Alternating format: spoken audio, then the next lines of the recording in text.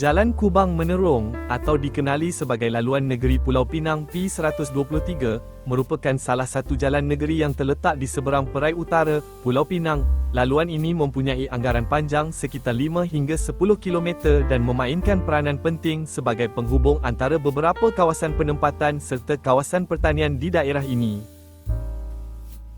Di bahagian utara, Jalan Kubang Menerong bersambung dengan kawasan Bertam dan Kepala Batas, manakala di bahagian selatan pula laluan ini menghubungkan pengguna jalan raya ke Jalan Gelugur dan seterusnya ke Tasik Gelugur. Kedudukannya yang strategik menjadikan laluan ini sering digunakan oleh penduduk tempatan untuk urusan harian, sama ada ke tempat kerja, sekolah, pusat perniagaan mahupun ke kawasan sekitar seberang perai utara. Walaupun bukan sebuah lebuh raya utama, Jalan Kubang Menerong tetap memainkan peranan penting dalam rangkaian jalan negeri Pulau Pinang dengan menyediakan laluan alternatif yang memudahkan pergerakan penduduk dan kenderaan di kawasan luar bandar serta pinggir bandar. Dahulunya, kawasan di sepanjang Jalan Kubang Menerong didominasi oleh ladang kelapa sawit. Jika ditelusuri lebih jauh sejarahnya, sebelum penanaman kelapa sawit diperkenalkan, kawasan ini sebenarnya merupakan ladang getah yang menjadi sumber ekonomi utama penduduk setempat. Namun, peredaran masa telah membawa perubahan yang begitu ketara.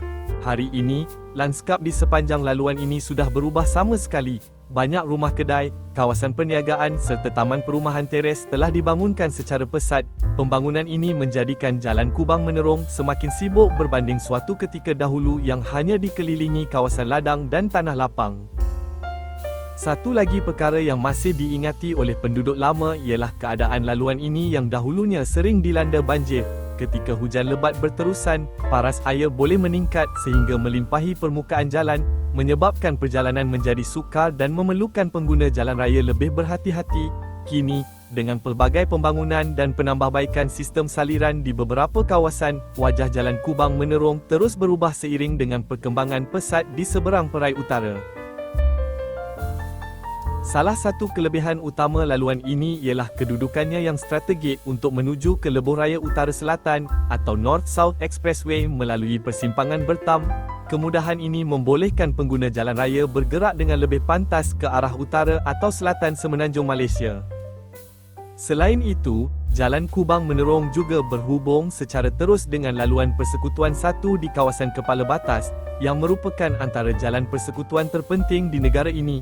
Di bahagian selatan pula, laluan ini bersambung dengan Jalan Tasik Gelugur, iaitu laluan negeri P119, sekaligus melengkapkan rangkaian jalan yang menghubungkan pelbagai kawasan di seberang perai utara. Kini, Jalan Kubang Menerong bukan sekadar menjadi laluan harian penduduk setempat, malah turut menjadi nadi kepada pembangunan kawasan sekitarnya.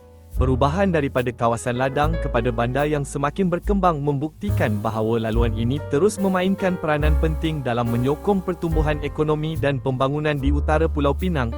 Terima kasih kerana mengikuti perkongsian ini dan semoga kita berjumpa lagi dalam penerokaan laluan-laluan menarik yang lain.